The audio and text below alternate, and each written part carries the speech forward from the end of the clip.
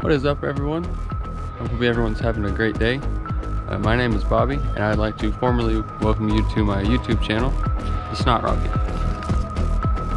I've named my channel after my 2017 Chevy Sonic RS that I've been building over the last couple of years.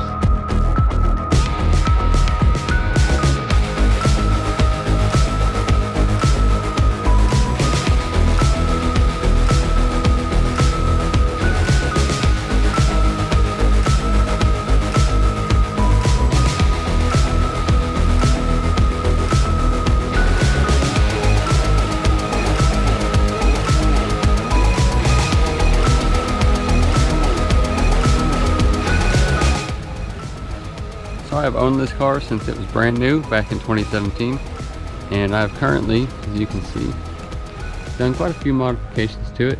Some of them not so obvious, some of them are. Currently it's very filthy, I apologize, it's been parked up for a couple of days. But it is the 1.4 liter turbo. It is currently running the B&R GTX 250 with a flex fuel sensor, like an E85, tuned by B&R as well. It's on a custom set of bags built by my friend Andrew out in California. He sold his car and I bought them off of him.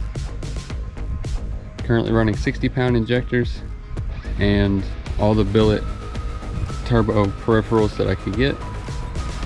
This right now is not hooked up. This is all actually about to be removed because I recently just swapped out the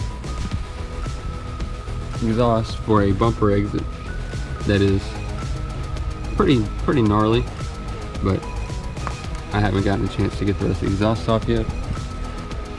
But this is it. It's nothing super fancy. Interior is a little bit of a mess, but pretty much all stock in here, just somewhere comfortable for me to drive it, and then kind of wild looking on the outside. Our second car that we have on the channel is my wife's 1993 Celica GT. She bought this car a few years ago. We were told it just needed a water pump.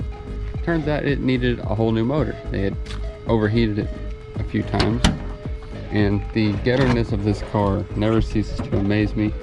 It's got a zip tie that I had to rig up to be able to open the trunk because the trunk won't open. This door doesn't close properly, but well, I guess it's locked. This door won't close properly when you try to close it. You have to slam it. It's got tons of rock chips, tons of little damage here and there. The bumper's hanging off here. It's missing the spoiler because the previous owners pushed on it and we were trying to load it on the trailer. All sorts of stupid, little details. But surprisingly, the interior is like immaculate. I don't know what the deal is, but it seems like every old Toyota that I've come across, even how beat up the car is, always has great looking interior. Don't know why, but that car is no exception. Right now it's kind of just been parked. She bought it to learn manual on, so it's been having a couple issues since we got it back that we're trying to diagnose so that we can get it back driving again so she can learn.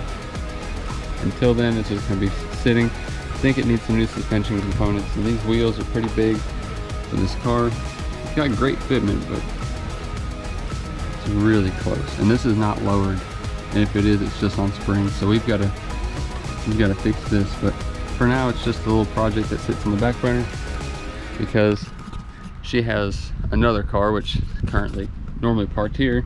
You can see was also having some issues with leaking all of its coolant everywhere. But we actually just fixed that yesterday, so hopefully no more coolant issues out of that car. I'll show you guys that one another time, but on to the next one.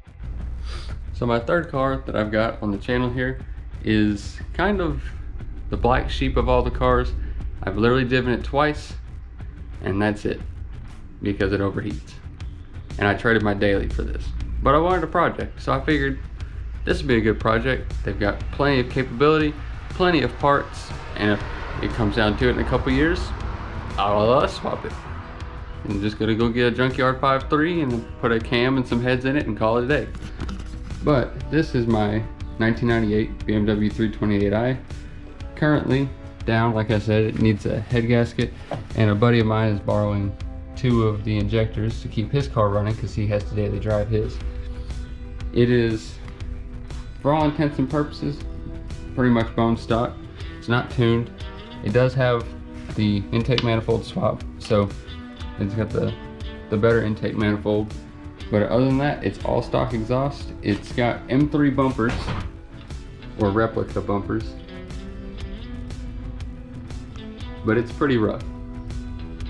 It's got the stock wheels, which look horrible. It's got dented body panels everywhere. I mean, this one's bad, and you can't see it very well until you look at the gap, but this is messed up, and there's also one on the back that's pretty dented up.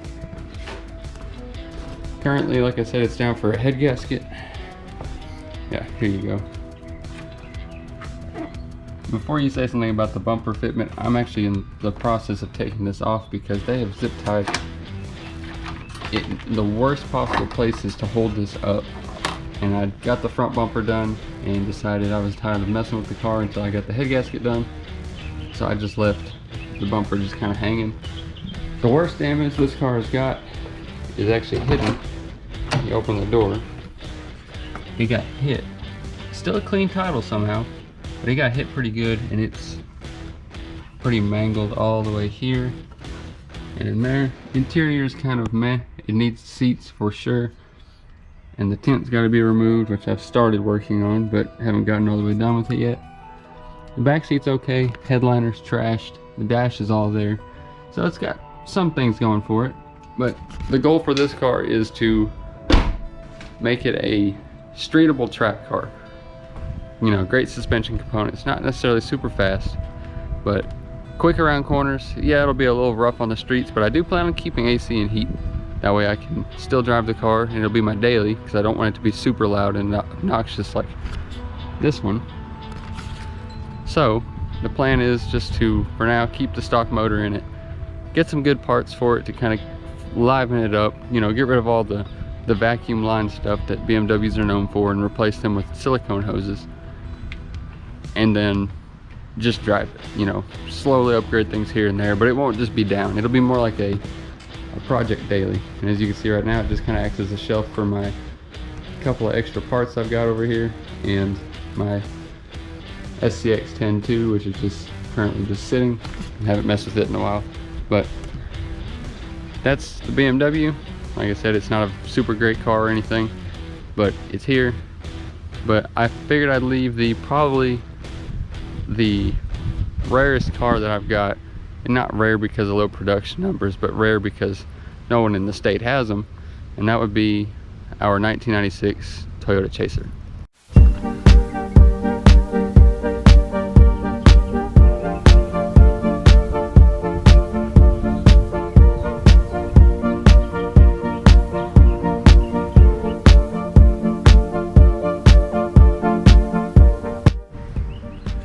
So currently, this car is actually a pretty solid car.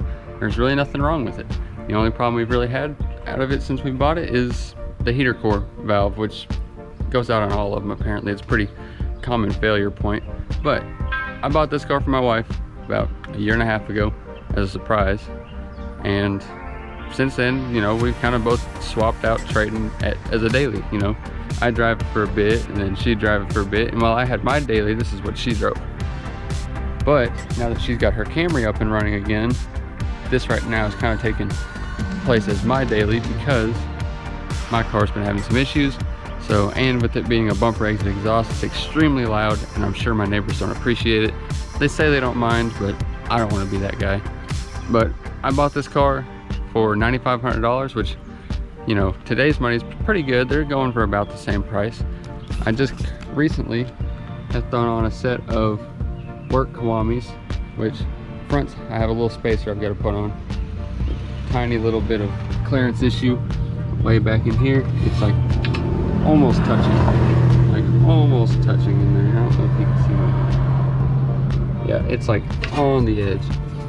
I picked these up off a buddy of mine who was trying to recoup some money for his drift car. So, yeah, super good deal. Threw a set of tires on them because it needed tires, and here we are. Currently, it's the naturally aspirated, you know, it's the slow one, it's the boring one. Tourer S, it's an automatic.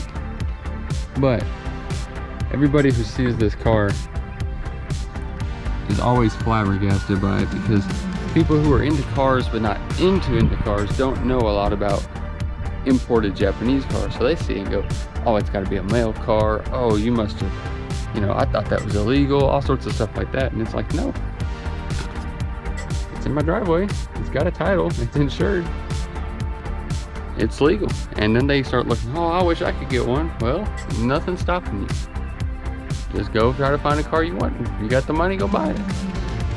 But like I said, this is 4 of the 5 cars that we own. Current plans are get this thing running a little bit better,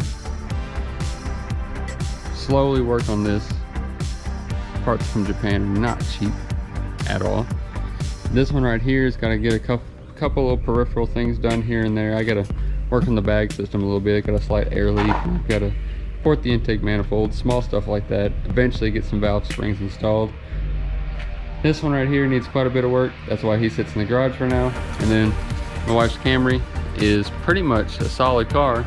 It just needs a paint job and it'll be much better looking. It's already sitting on coilovers. It's got some body stuff done, aftermarket lighting and stuff like that. So out of all our cars, the ones you'll probably see the most to start out with will probably be the black sheep of the family, the one that no one in my friend group wants to talk about, and then probably the Chaser and the Camry. Just a little, you know, freshening up on those cars and you know, just driving. Maybe do some POV stuff of driving some of my favorite back roads around where I live. But if any of you guys are in the Arkansas, Oklahoma, Missouri, I'd say northeastern Texas area, this weekend, actually in 2 days, there's an event called TogeCon. It's a Japanese car only event. I went last year, it was a great time, and this year is going to be even better. It's in Fayetteville, Arkansas. If you look them up on Facebook, look up TogeCon, you can find all the information on it. There's multiple car shows, there's a couple of drives, which I think the drives are sold out, so you won't be able to get into any of those. But it's just literally a celebration of Japanese culture and their cars. You know, you won't see stuff like my Chevy or the BMW. You'll see stuff like this. You'll see the Celicas and the imported cars. And last year was an amazing time. We went with the Chaser, of course, and had a blast, you know, driving a completely bone stock Chaser, following behind an A90 Supra on these curvy ass roads was not easy, but I managed to keep up with her pretty okay, and we all had a good time. Then we got to explore the little town we were staying in, and you know, there was a lot of community even for people who didn't know each other. Like, we passed by a group of them on the way home because we left early, and they were all waving and honking when they drove past us, like they knew us for forever, but they saw the car and like, hey, that's one of our guys. So if any of you guys are in the area, it's a free event to go, you know, spectate the show and go to the underground meet that they've got going on Friday. But I would highly recommend going out. It is a great time, and I hope to see some of you guys there. Bring out some of your Japanese cars. And with that being said, I hope you enjoyed my small little tour of my little collection of cars my wife and I have. I know it's not the craziest collection, but we have some different things. We've got some new things that I hope to put a new twist on. And so this is all we have. And this is Bobby signing off, saying I hope you guys have a great day. If you enjoy videos like this, just, you know, working on cars here and there and doing stuff like that, please subscribe, and I will catch you in the next one.